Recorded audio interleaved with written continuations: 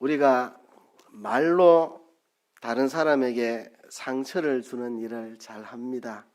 저도 살아오면서 남들에게 상처를 안 줘야지 이렇게 하며 살아왔는데도 더러더러 말을 잘못해서 누군가에게 상처 준 그런 일들이 있습니다. 그래서 기독교 안에는 말로 남에게 상처를 주지 않도록 하자는 그런 운동들이 많고, 기독교 밖에서도 상처 주는 말을 서로 하지 말자는 운동들이 세상에서도 많이 있습니다. 이게 왜 안 넘어가죠? 방송실에. 예, 이제 넘어가네요. 예. 이렇게 우리는 말로 남에게 상처 주는 일을 하지 않으려고 애쓰고 노력합니다. 말로 남에게 상처를 주었을 때는 내가 왜 그랬을까 후회하고 회개하고 그렇게 합니다. 그런데 우리는 말로 사람에게 상처 주는 것은 그렇게 조심하고 회개하고 하면서도 우리가 말로 하나님을 괴롭게 한다는 사실은 잘 생각지 못한 채 살아갈 때가 많습니다. 우리 믿음의 선진들은 보이지 않는 하나님을 보는 것처럼 믿고 살았는데요, 오늘 우리는 눈에 보이는 사람은 의식하면서도 눈에 보이지 않는 하나님은 의식하지 못하고 살아갈 때가 많은 것 같습니다. 눈에 보이지 않지만 살아계시고 우리와 함께 하시는 하나님을 의식하고 살아야 할 것입니다. 우리가 말로서 하나님을 괴롭게 할 수 있다는 것, 이 충격적인 사실을 우리가 명심을 합시다. 말라기서에 보면 말로 하나님을 괴롭게 하는 일들이 참 많습니다. 우리 오늘 아침에 봤던 1장 2절에 보면 주께서 어떻게 우리를 사랑하셨나이까 라고 하나님의 말씀을 되받아치는 말들, 하나님께서 내가 너희를 사랑하였노라 하시는데 주께서 어떻게 우리를 사랑하셨습니까? 라고 하나님께 되받아치는 말, 하나님을 괴롭게 하는 말이죠. 1장 7절에 보면 하나님을 멸시하는 말을 제사장들이 했다는 것입니다.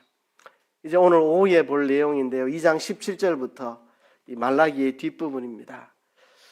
여호와를 괴로우시게 하는 말들, 그리고 3장에 가서 보면 완악한 말로 여호와를 대적하는 말, 완악한 말을 가지고 하나님을 대적하는 말, 이런 말을 너희들이 하고 있다라고 말씀을 합니다. 물론 이들이 대놓고 그래 말하지는 않았으리라고 저는 생각합니다. 겉으로는 그래 말하지 않지만 속으로는 그렇게 말을 한다는 거죠. 여호와를 괴로우시게 하는 말, 말라기 2장 17절에 모든 행악하는 자는 여호와의 눈에 선이 보이고 그에게 기쁨이 된다. 유다 백성들이 이렇게 말한다는 겁니다. 악을 행하는 자들을 하나님은 선하게 보시고 악을 행하는 자를 하나님 기뻐하신다. 이렇게 못된 소리를 유다 백성들이 한다는 거죠. 이게 하나님의 마음을 괴롭게 하는 말입니다. 공의의 하나님이 어디 계시냐? 공의의 하나님이 어디 있느냐? 공의의 하나님이 계신다면 세상이 이렇게 돌아갈 리가 있나? 공의의 하나님이 어디 있느냐? 하나님의 공의가 어디 있느냐? 악행하는 자는 잘 먹고 잘 살고 선을 행하는 자는 고난을 당하고 하나님의 공의가 어디 있느냐? 공의의 하나님이 도대체 어디 계시냐? 이렇게 하나님의 마음을 괴롭게 하는 말을 한다는 겁니다. 제가 오전에 말한 것처럼 하나님이 어떻게 우리를 사랑하셨습니까? 라는 말 대놓고 말을 할 용기 있는 사람은 별로 없습니다. 말은 그래 하지 않지만 속으로는 깊이 그런 생각을 갖고 있다는 거죠. 하나님이 나 사랑해 준 게 뭐 있어? 하나님의 사랑이 어디 있어? 똑같이 겉으로 입으로는 말 안 해도 마음속 깊이 어딘가에 공의의 하나님이 도대체 어디 계신단 말인가? 하나님이 악인은 잘되게 하고 의인은 고통당하게 하고 왜 세상이 이래? 이런 마음이 그들 속에 있다는 것입니다. 3장 13절에 가보면 완악한 말로 여호와를 대적하는 말을 그들이 했습니다. 하나님을 섬기는 것이 헛되다. 예수 잘 믿어봐야 다 헛일이다. 교회 봉사하고 헌신하고 희생하고 헌금하고 충성하고 말짱 헛일이다. 만군의 여호와 앞에 그 명령을 지키며 슬프게 행하는 것이 무엇이 유익한고? 하나님의 계명을 지키려고 애쓰고 말씀대로 살려고 하다 보니 어려움을 당하고 눈물을 흘리며 하나님 말씀대로 힘써 살아봐야 뭐 유익한 게 있나? 하나도 유익한 게 없다. 예수 잘 믿어봐야 아무 소용없다. 교만한 자가 복되다 하며 악을 행하는 자가 창성하며 하나님을 시험하는 자가 화를 면한다. 이런 말을 한다는 거죠. 교만한 자가 잘 되고 악을 행하는 자가 창성하고 하나님 시험하는 자들이 다 화를 면하고 이놈의 세상 왜 이꼴이냐고 하는 말들을 그들이 마음속에 품었다는 거죠. 하나님께서 그것을 지적하시니까 유다 백성들은 이렇게 맞받아칩니다. 우리가 어떻게 여호와를 괴로우시게 하였나이까? 우리가 무슨 말로 주를 대적하였나이까? 이들은 그것을 받아들이지 않고 하나님께 맞받아치고 있습니다. 말라기에는 6번의 논쟁이 나오는데요. 1차, 2차, 3차 논쟁, 이게 1장 1절부터 2장 16절까지 오전에 설교했던 내용인데요. 하나님의 사랑에 대한 무감각, 십자가 사랑에 대한 무감각, 오늘 우리로 말하면 그런 거죠. 왜 이들이 하나님의 사랑에 대해서 무감각해졌느냐 하면 성전 건축 이후에 그들의 기대감의 좌절입니다.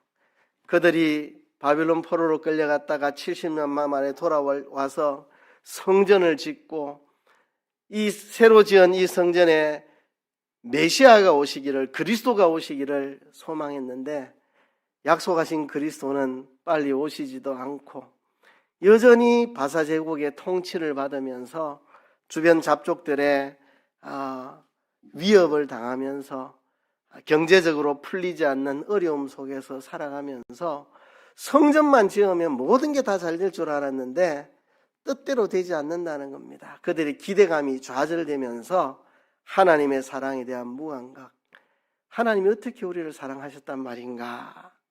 하나님의 사랑이 어디 있단 말인가? 또 하나 4차, 5차, 6차 논쟁에 보면 말라기 2장 17절부터 4장 끝까지 나오는 내용, 하나님의 공의에 대한 부정입니다. 악을 행해도 잘 먹고 잘 살고 의를 행하는 자는 고난당하고 내가 믿고 있는 신앙과 내 삶의 현실이 다르다는 거죠. 의인이 잘 되고 악인이 망한다, 이게 내 신앙인데 현실을 보면 악인이 잘 살고 의인이 고난당하고 도대체 하나님의 공의가 어디 있느냐, 이들이 하나님의 공의에 대한 부정을 하는 거죠. 하나님의 공의는 없다. 믿음 생활 잘하고 의롭게 살아봐야 말짱 도루묵이다, 헛일이다, 이런 생각을 그들이 하고 있다는 것입니다. 이런 생각은 이들이 처음 한 게 아닙니다. 시편 73편에도 똑같은 내용이 나옵니다. 악인의 형통을 보고 아주 질시하고 탄식하는 이 시편 기자를 봅니다. 저 인간 세상에서 악을 행하고 잘 먹고 잘 사는데 죽을 때는 비참하게 죽겠지 했는데 죽을 때조차도 편안하게 죽는 걸 보고 아주 질색을 합니다. 의롭게 살아가는 게 무슨 의미가 있느냐? 내가 하나님 말씀대로 살려고 그렇게 애쓰고 회개하고 정신 차리고 눈물 흘려가며 올바르게 살아보려고 하는 거 다 말짱 도루묵이다. 그래서 그 시대 사람들에게 괴사를 행할 뻔했다고 그렇게 시편 73편 기자는 고백합니다. 하박국이 질문합니다. 율법이 해이해졌고 공의가 아주 시행되지 못하오니 이는 악인이 의인을 애워쌌으므로 공의가 굽게 행함이니이다. 하박국이 유다 사회를 보니까 공의가 사라지고 율법이 해이해졌고 악인이 의인을 둘러싸고 의인을 괴롭히는데 하나님은 그들을 방관하신다는 거죠. 어찌하여 게으른 자를 방관하시며 악인이 자기보다 의로운 사람을 삼키되 잠잠하시나이까? 하박국이 화가 났습니다. 하나님, 악인이 저렇게 판치고 다니는데 왜 하나님 저들을 안 죽입니까? 의인들이 저 악인들에게 핍박을 받는데 왜 하나님 악인이 의인을 삼키는 그 꼴을 잠잠히 보고만 계십니까? 공의의 하나님은 도대체 어디 있단 말입니까? 하박국이 하나님 앞에 질문 던지는 내용이 나옵니다. 이것은 시편 기자만의 고민이 아니고 하박국의 고민이 아니고 하박국만의 고민이 아니고 저와 여러분의 고민이기도 합니다. 저도 이제 이 나이 돼 가지고 인생을 살고 많은 고뇌를 하면서 이제는 조금 느낌이 오지만 저도 신앙생활 처음 할 때는 저는 분노가 있었습니다. 믿음 생활 잘해봐야 하나님이 내게 뭘 해주시나. 예수 안 믿는 사람 더 잘 살고 예수 믿어도 엉터리로 믿는 사람 잘 먹고 잘 사는데 나는 왜 이런가 막 이런 생각 초기에는 한 적이 있습니다. 이것이 지금 말라기 시대 사람들의 생각이기도 합니다. 신학과 현실에 대한 괴리감, 그렇죠? 시편 73편이 그랬고 하박국의 질문이 그거고 제 경험이 그렇고 여러분 경험이 그렇고 우리의 경험이 그렇습니다. 그들의 처한 현실을 생각하면 좀 동정이 가기도 합니다. 성전 짓고 나면 뭐가 잘 될 줄 알았는데 성전 짓고 나도 잘 되는 게 없는 것 같고 악인들은 잘 먹고 잘 사는 것 같고 의롭게 살려는 사람들이 오히려 핍박받는 것 같고 그들이 왜 그렇게 절교하는지 공감이 가기는 하지만 그렇다고 그들이 가는 길이 옳다고 말할 수는 없죠. 히브리서 11장은 우리에게 분명히 말합니다. 믿음이 없이는 기쁘시게 못하나니 하나님께 나아가는 자는 반드시 그가 계신 것과 또한 그가 자기를 찾는 자들에게 상 주시는 이심을 믿어야 할지니라. 하나님의 존재에 대한 믿음, 그가 계신 것에 대한 믿음, 하나님의 성품에 대한 믿음, 그가 자기를 찾는 자들에게 상 주신다는 사실, 하나님의 성품, 사랑과 공의의 하나님, 그를 찾는 자들에게 상 주시는 하나님, 사랑의 하나님이고 공의의 하나님입니다. 그를 멀리하는 자를 하나님 책망하시고 그를 찾는 자들에게 상 주시는 사랑과 공의의 하나님, 이것을 믿어야 한다는 거죠. 하나님께 나아가는 자는 두 가지를 믿어야 된다. 하나님이 계시다는 것, 하나님의 존재에 대한 믿음, 하나님의 성품에 대한 믿음, 사랑의 하나님, 공의의 하나님에 대한 믿음을 가져야 한다는 것입니다. 지금 말라기 시대 유다 백성들이 의심하고 있는 거 두 가지입니다. 하나님의 존재에 대해서. 공의의 하나님이 어디 계시냐? 공의의 하나님이 도대체 어디 계시냐? 하나님이 계시기는 계시나? 공의의 하나님이 살아계시긴 살아계시나? 그가 계신 것에 대한 의심. 공의의 하나님이 도대체 어디 계시단 말입니까? 그가 계신 것에 대한 의심. 그의 성품에 대한 의심. 하나님의 사랑과 공의가 도대체 어디 있느냐? 하나님의 사랑이 어디 있으며 공의가 어디 있느냐? 악인이 잘되고 의인이 고통당하는데 하나님의 공의가 어디 있느냐? 하나님의 사랑과 공의에 대한 의심, 이것이 그들의 문제입니다. 자, 왜 이들이 이 믿음을 잊어버렸을까? 하나님이 계시다는 것과 하나님이 자기를 찾는 자들에게 상 주신다는 이것에 대한 믿음을 이들이 왜 잃어버리고 있는가?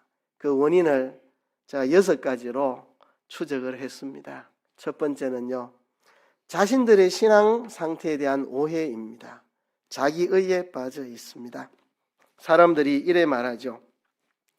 왜 악인들은 잘 먹고 잘 사는데 왜 의인들은 이렇게 고통을 당해야 된단 말입니까? 라고 외칠 때에 자기는 의인이라는 이야기죠. 그죠? 왜 저 악인들은 다 저렇게 잘 사는데 왜 내 같은 의인들은 이렇게 고통을 당해야 됩니까? 자기는 의인이라는 착각을 하는 겁니다. 착각. 그죠? 지금 이 말을 하는 사람들의 영적인 상태가 어떤 사람인데요?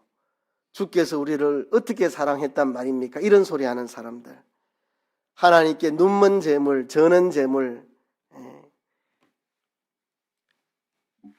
이런 재물을 갖다 바치는 무성의한 예배를 드리는 사람들, 혼인의 서약을 깨고 아내를 내버리고 이방 여인들을 데리고 오는 이런 자들, 자기의 삶을 보면 회개해야 될 것 투성인데 자기는 의인이라는 착각에 빠져가지고 왜 하나님 저 악인들은 잘 먹고 잘 사는데 우리 의인들은 이렇게 괴롭게 삽니까? 이렇게 착각하는 거죠. 그래서 공의의 하나님이 어디 계십니까? 아주 건방진 이야기입니다. 하나님이 공의의 하나님 그대로 임하시면 당장에 소멸당할 자들이 겁도 없이 공의의 하나님을 찾고 있는 거죠. 하나님의 공의가 어디 있습니까? 웃기지 않습니까? 하나님이 당장 공의를 시행시키면 다 죽어야 될 사람들이 건방지게 겁없이 자기는 의인인 것처럼 착각하는 겁니다. 그렇죠? 우리는 이 착각에서 벗어나야 합니다. 요즘 새벽에 아모스서를 공부를 하는데요. 아모스서에 보면 아모스 5장 18절에 이렇게 말합니다. 화 있을진저 여호와의 날을 사모하는 자여 너희가 어찌하여 여호와의 날을 사모하느뇨 그 날은 어두움이요 빛이 아니라. 여호와의 날이 임하기를 사모하는데 여호와의 날이 임하면 심판받아야 될 자들이 여호와의 날이 임하면 자기들은 다 구원받을 줄 착각하고 있는, 마치 사자를 피하다가 곰을 만나는 것과 똑같다. 주여 여호와의 날이 빨리 오기를 바랍니다. 그 날이 오면 저 이방 나라들 하나님 다 무찌르고 우리나라를 회복시켜 주실 텐데요. 하나님 착각하지 마라. 그 여호와의 날이 오면 너희들도 심판받을 것이다. 자기 신앙 상태에 대한 오해입니다. 자기 의에 빠져 있습니다. 여러분, 우리 모두가 그렇지는 않습니까? 자기 의에 빠져가지고 다 자기가 잘난 줄 압니다. 자기가 옳은 줄 압니다. 그래서 남들 비판하기 좋아하죠. 저 사람 저게 문제고 이 사람 이게 문제고 이 사람 저게 문제고 저 사람은 신앙이 엉망인데도 왜 저래 잘 먹고 잘 살고 돈도 잘 벌고 하지 왜 건강하지. 그럼 꼭 자기는 의인인 것처럼 착각하는 거죠. 자기들의 신앙 상태에 대한 오해입니다. 두 번째는 하나님의 자비와 긍휼에 대한 오해입니다. 하나님의 인내에 대한 오해죠. 하나님은 오래 참으시는 분입니다. 죄악에 대해서 당장에 벌하지 않는 하나님입니다. 왜 오래 참습니까? 그들을 망하지 않게 하려고, 그들을 건져내려고.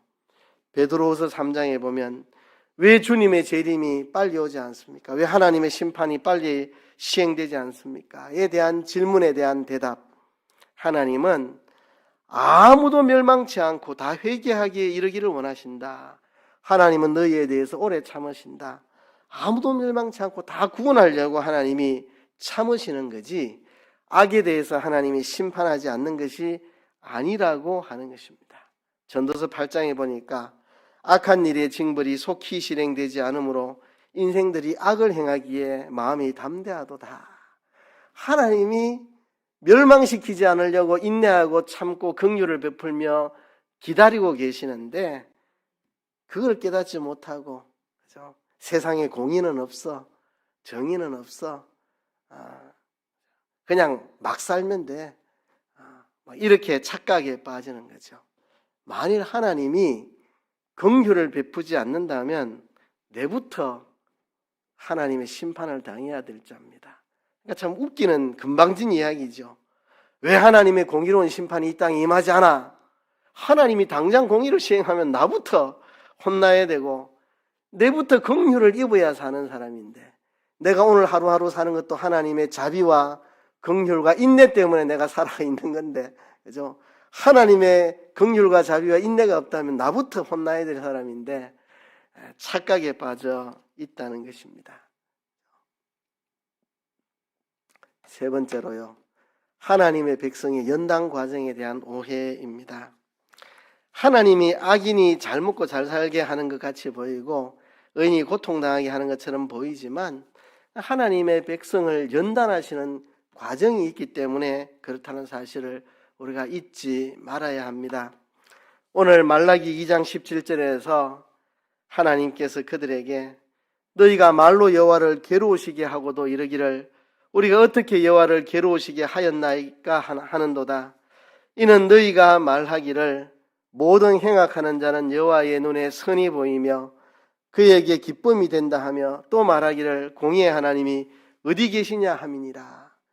이 말에 대한 하나님의 대답이 3장 1절에서 6절까지 나옵니다. 만군의 여호와가 이르노라. 보라, 내가 내 사자를 보내리니 그가 내 앞에서 길을 예비할 것이요 또 너희의 구하는 바 주가 호련히 그 전에 임하리니 곧 너희의 사모하는 바 언약의 사자가 임할 것이라. 그의 임하는 날을 누가 능히 당하며. 이들이 지금 여호와의 사자가 임하기를 바랍니다. 메시아가 오시기를, 그리스도께서 오시기를 기다리는데 그날만 오면 자기들은 다 잘 될 줄 압니다. 그러나 착각입니다. 2절에 보면 그의 임하는 날을 누가 능히 당하며 그의 나타나는 때에 누가 능히 서리요. 그는 금을 연단하는 자의 불과 표백하는 자의 잿물과 같을 것이라. 그가 오시면 너희를 연단하실 것이다. 금을 불로 연단해서 순금을 만들듯이 너희를 순금 같은 믿음으로 만들기 위해서 불 같은 시련으로 너희를 시련시켜서 금 같은 믿음으로 너희를 만드실 것이다. 그가 오면 어려운 시련 다 사라질 줄로 착각하지 마라. 너희가 여호와의 사자가 오기를 소원하는데 그날이 얼마나 두려운 날인지. 그가 오면 너희를 불로 연단해서 금 같은 믿음으로 만들 것이고, 또 그가 은을 연단하여 깨끗하게 하는 자 같이 앉아서 레위 자손을 깨끗하게 하되 금은같이 그들을 연단하리니. 은을 연단하는 과정은 굉장히 정밀한 과정이라고 합니다. 그러니까 하나님이 우리를 세밀하게 바로 세우기 위해서 은을 세밀하게 정밀하게 연단하듯 하나님이 우리를 그렇게 세세하게 우리를 연단시킨다는 겁니다. 마치 잿물로 세탁을 하는 것처럼 우리를 깨끗게 하기 위해서 하나님이 연단하신다는 겁니다. 그러니까 하나님의 연단의 과정에 대한 오해. 왜 내가 이런 시련을 견뎌야 되지? 저 악인들은 저렇게 편안하게 사는데 왜 나는 시련을 겪어야 되지? 하나님이 우리를 사랑하시기 때문에 우리를 금 같은 믿음으로, 은같이 고귀한 믿음으로 만들려고 연단하는 과정이지, 하나님이 공의가 없어서 하나님 안 믿는 사람 잘 먹고 잘 살게 하고 우리 어렵게 하는 게 아니라는 사실입니다. 연단의 과정이라는 거. 또 하나님의 섭리에 대한 오해입니다. 우리는 하나님의 오묘한 섭리를 알 수가 없습니다. 하나님이 공의를 버리신 게 아니고, 하나님이 공의롭지 못한 게 아니고, 하나님의 그 오묘한 섭리를 우리가 이해할 수 없습니다. 왜 그렇게 하시는지 알 수가 없어요. 우리가 천국 갈 때야 무릎을 치면서 그래서 그랬구나, 그래서 그랬구나, 그렇게 깨닫게 될 것입니다. 하나님은 반드시 공의대로 심판하십니다. 다만 그 과정에 있어서 하나님의 오묘한 섭리를 우리가 다 이해하지 못합니다. 악인이 형통한 것 같아 보이지만 종국에 가보면 그게 불행의 길이었구나 깨닫게 될 거고, 의인이 고난당하는 것 같지만 종국에 가서 보면 그게 하나님의 사랑이었구나 깨닫게 될 겁니다. 하나님 그 놀라운 섭리를 우리가 어떻게 이해합니까? 우리가 이해하지 못합니다. 이번에 필리핀 가는데요, 비행기가 2시간 연착되었습니다. 9시 반에 출발해야 될 비행기가 10시 반에 출발한다더니 또 11시 반에 출발하는 2시간이나 늦어서 우리가 힘들었습니다. 그런데 생각해 보니까 이런 것은 아닐까. 필리핀 공항에는 가면은 잘 잡습니다. 물건을. 검색대 통과할 때 걸립니다. 그러니까 이제 후진국들이 잘 그러는데요, 괜히 시비 걸어가지고 이런 물건 세금 내라 이렇게 별것도 아닌 물건인데 세금 붙이려 하고, 그럼 돈 찔러주면 통과시켜주고 이런 걸 잘하거든요. 근데 이번에 선교 물품이 대단히 많았습니다. 새로 사간 앰프도 있고 뭐 새로 사가는 악기도 있고 많은 물품을 가지고 가는데, 분명히 그 사람들이 시비 걸고 돈 내놓으러 할 것이다, 아니면 빼앗아 가든지 뭐 뺏기기도 한다고. 그래서 선교사님은 아주 초조하게 기도하고 기다리는데 2시간 연착됐는데 우리가 새벽에 도착을 했거든요. 새벽 3시. 네. 그때쯤 되면 직원들이 지쳐가지고 검색 안 하고 그냥 다 통과시켜준답니다. 그래서 형식적으로 박스 2개 열어보고는 아무 시비 안 걸고 나머지는 다 통과시켜줘서 문제없이 하나도 물건 안 뺏기고 통과는 했습니다. 그러니까 하나님이 그런 뜻은 아니었을까? 우리가 참 2시간 공항에서 안 그래도 1-2시간 일찍 가잖아요. 거기 2시간 더 기다리면 거기서 3시간, 4시간 공항에서 지겹도록 기다려야 되고, 새벽 늦게 도착하면 그 다음날 사역에 지장이 많고 힘든 것 같지만 물건 하나 안 뺏기게 하려고 하나님이 그렇게 하시지 않았을까? 하나님의 섭리를 이해할 수가 없어요. 우리가 6개월 이상 준비해서 갔는데 첫 사역지에서 비가 쏟아졌습니다. 건기라서 비가 전혀 안 오는 계절인데 갑자기 폭우가 막 엄청나게 쏟아졌어요. 일기예보에서도 예상하지 않은, 일기예보도 나오지 않은 건기에 폭우가 막 쏟아졌어요. 왜 하나님 이런 일을 주시나 생각했는데 멀리에 앉아있던 아이들이 비를 피해서 우리가 공연하는 바로 코앞에까지 다 모여가지고 막 70명이 옹기종기 앉아서 끝나고 나서 이게 더 좋았던 것 같다 이런 생각. 그러니까 우리는 하나님의 섭리를 몰라요. 그것 때문에 우리가 하나님이 공의롭지 못하다고, 그죠? 우리가 착각하는 거죠. 그리고 기준점에 대한 오해입니다. 여러분, 자로 물건을 재야 맞지 물건으로 자를 재는 것은 어리석은 일입니다. 자로 떡 재보고 이 물건은 크기가 잘못됐네 이래야 맞지, 물건으로 자를 떡 재보고 이 자가 엉터리 자네 이렇게 말하면 그건 웃기는 겁니다. 여러분, 우리는 하나님의 눈으로 세상을 바라봐야 세상을 바라볼 수 있지, 세상의 눈으로 하나님을 바라보면 하나님을 오해하게 됩니다. 사사기 6장 13절에 보면요, 기드온이 이렇게 말합니다. 여호와께서 우리와 함께 계시는데 왜 이런 일들이 일어납니까? 라고 외치는 겁니다. 기드온 시대에 유다 백성들이 이방인의 압제 속에 신음하고 있었습니다. 왜 우리가 이방인들에게 압제를 당해야 되느냐? 하나님이 살아계시고 우리와 함께 계신데 왜 이런 일들이 일어납니까? 현실을 기준으로 하나님께 항의하는 거죠. 세상이 이 모양인데 하나님이 계시는 겁니까? 이렇게. 그럼 물건으로 자를 재는 겁니다. 기준점이 잘못된 겁니다. 하나님의 시각으로 세상을 바라봐야죠. 하나님이 살아계시니 우리가 이렇게 고난당하는 것은 뭔가 이유가 있을 것이다, 일어나가야 될 거 아니겠습니까? 공의의 하나님이 살아계시는데 우리가 이방인에게 압제를 당한다는 것은 뭔가 우리가 하나님의 노여움을 싸고 있구나, 이거를 회개해야 하나님이 우리에게 복 주시고 일어나가야 되지. 하나님의 시각으로, 하나님 살아계시고 전능하시고 사랑과 공의의 하나님이신데 그럼 왜 우리가 이방인에게 이런 고통을 당하나? 우리가 죄를 지어서 그렇다, 이렇게 나가야 이게 맞는 거지. 우리가 왜 이렇게 이방인에게 압제를 당합니까? 하나님이 살아계십니까? 하나님이 공의로우십니까? 이렇게 나가는 건 아니라는 거죠. 그렇죠? 현실을 통해 하나님을 봐서는 안 되고 하나님을 통해서 현실을 봐야 된다는 것입니다. 마지막으로 최후 결말에 대한 오해. 시편 기자가 73편에서 왜 악인들은 저렇게 잘 먹고 잘 사는지, 죽을 때 비참하게 죽을 줄 알았는데 죽을 때까지 평화롭게 죽고 도대체 뭐냐고. 그런데 성소에 들어가서 깨달았다고. 그들이 졸지에 멸망으로 미끄러져 내려가는 모습.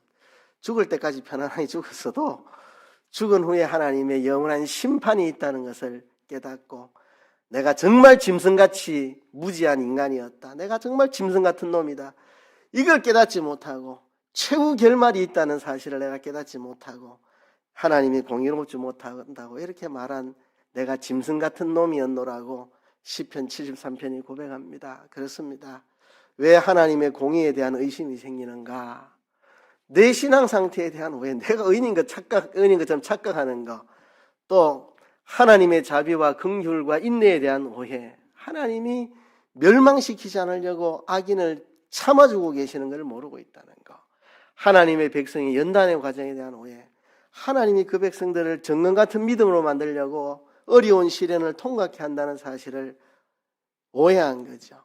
하나님의 섭리에 대한 오해, 한 과정만 놓고 보면 하나님을 오해하기 쉽습니다.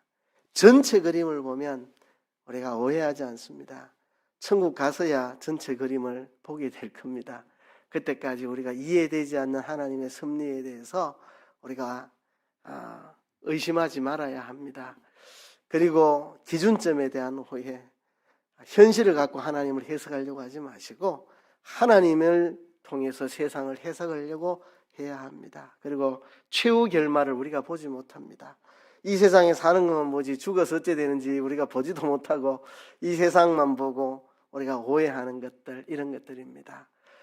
하나님의 공의에 대한 믿음을 잃어버리면 하나님을 괴로우시게 하는 말을 합니다. 하나님을 괴로우시게 하는 말, 그렇죠? 말라기 2장 17절, 3장 13절, 하나님에게 못된 말, 예수 잘 믿어봐야 다 헛일이야, 악인이 더 잘 되대, 하나님은 악인을 기뻐하셔, 이런 못된 말을 합니다. 그죠? 막살이 인생, 이제 막 사는 거죠. 시편 73편 기자도 막 살 뻔했는, 하나님의 사랑이 없고 공의가 없으면 이제 이놈의 세상 막 살자 이렇게 되는 거죠. 믿음 지켜봐야 아무 소용없다, 막 살자, 이렇게 막살이 인생. 하나님의 엄중한 심판을 당하게 됩니다. 이게 말라기 시대의 사람입니다. 하나님의 사랑을 잊어버리고 하나님의 공의에 대해서 믿지 못하니까 막 사는 겁니다. 말라기 시대의 이 잘못된 모습들이 이렇게 막살입니다. 하나님의 사랑을 잊어버리니까 눈먼 것, 저런 것, 병든 것, 그런 걸로 성의 없이 하나님께 예배드리고, 그리고 아내를 막 내어버리고 저거 멋대로 살고, 하나님 앞에 해서 안 될 말, 하나님은 악인을 더 좋아해, 예수 잘 믿어봐야 다 헛일이야, 이런 소리나 하고, 그렇죠? 막살이 인생을 살아가는, 이게 그들의 문제입니다. 하나님의 공의와 사랑을 잊어버린 거, 우리가 어떻게 해야 될까요? 말라기 3장 16절을 명심해야 됩니다. 나 여호와는 변혁지 아니하나니 그러므로 야곱의 자손들아 너희가 소멸되지 않으니라. 하나님은 변하지 않습니다. 하나님의 사랑도 변하지 않고 공의도 변하지 않습니다.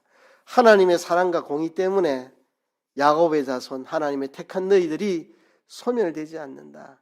하나님의 사랑이 없다면 너는 다 이미 죽었어야 될 인간들이고, 하나님의 공의가 없다면 너희들은 소멸된 인간이다. 하나님의 언약이 변치 않고 신실하기 때문에 하나님이 언약 백성 너희들을 사랑하시고 공의로 세상을 다스리기 때문에 너희가 소멸되지 않고 구원 얻는 것이다 말하는 겁니다. 우리가 하나님의 존재와 하나님의 성품 사랑과 공의에 대한 의심을 하지 않고 하나님이 살아계신 것과 그를 찾는 자들에게 상 주시심을 믿어야 합니다. 하나님은 변하지 않는 하나님입니다. 이 하나님의 공의와 사랑이 함께 만나는 곳이 예수님의 십자가입니다. 예수님의 십자가. 그곳이 하나님의 사랑과 공의가 만나는 곳입니다. 하나님은 우리를 사랑하시기 때문에 우리를 멸망시킬 수 없습니다. 그런데 하나님은 공의의 하나님이기 때문에 죄악을 심판하지 않을 수 없습니다. 그래서 하나님의 사랑과 공의가 만나는 십자가, 우리가 지은 죄를 예수님에게 다 책임지게 해서 예수님이 다 심판받아 십자가에 못 박혀 죽으시고 우리가 용서받아 구원 얻는 것입니다. 하나님은 이 말라기를 통해 400년 후에 그리스도께서 오셔서 십자가에 죽으심으로 하나님의 공의가 실현되고 하나님의 사랑이 실현되어서 하나님의 공의가 실현되어 우리에 대한 모든 죄에 대한 심판을 예수님이 받으시고 우리는 용서받아 구원받게 되는 400년 후에 하나님의 사랑과 공의가 어떻게 실현될지를 내다보면서 이 말씀을 하시는 겁니다. 언약의 사자를 보낼 것이다. 엘리야를 보낼 것이다. 의로운 태양이 떠오를 것이다. 예수 그리스도께서 오셔서 하나님의 사랑과 공의가 변치 않은 것을 너희에게 보여줄 것이다. 그 십자가 사랑으로, 그 하나님의 사랑과 공의로 너희가 구원 얻게 될 자들이다. 여호와는 변하지 않는 하나님이다. 하나님의 사랑과 공의도 변하지 않는다. 너희들이 오해하지 말아라고 말씀을 하고 있습니다. 하나님의 불변하심 우리가 붙잡아야 됩니다. 하나님의 사랑과 공의를 우리는 붙잡아야 합니다. 5차 논쟁에 대해서 설명하지 않았는데요. 이 4차 논쟁, 6차 논쟁 사이에 5차 논쟁이 끼어 있는데 너희들이 왜 하나님의 것을 도적질하느냐, 그것은 11조와 헛물이다 말씀하시는데요. 이게 뭔가 어울리지 않는 것 같아 보이죠. 네 번째 논쟁에서도 너희들이 왜 말로 하나님을 괴롭게 하느냐, 여섯 번째 논쟁 왜 완악한 말로 하나님을 대적하느냐 이렇게 말했는데 중간에 갑자기 11조와 헛물에 대한 이야기가 왜 나올까요? 이런 이야기입니다. 하나님의 사랑과 공의를 잃어버리면 하나님께 11조와 헛물을 하기 싫어집니다. 그죠? 이들이 하나님의 사랑을 깨달을 때 기쁨으로 하나님께 드리고 하나님의 공의를 생각할 때 하나님은 반드시 갚아주신다. 우리의 헌신에 대해서 하나님 반드시 갚아주신다. 이런 믿음이 있을 때 헌신하는데 하나님의 사랑을 잃어버리면 털끝만큼도 하나님께 드리고 싶지 않고 공의를 잃어버리면 하나님은 공의롭지 않다. 악인이 더 잘 된다. 이 생각하면 내가 뭐 하나님께 헌신해봐야 아무 소용없다. 이렇게 생각하면 11조와 헌물이 이제는 올바르게 드려지지 않는다는 그 이야기입니다. 하나님의 사랑과 공의를 잃어버린 사람들의 삶의 모습, 11조와 헌물을 도적질하게 된다는 그 이야기입니다. 역사의 끝에서 만난 하나님, 사랑과 공의의 하나님, 언약에 신실하신 하나님입니다.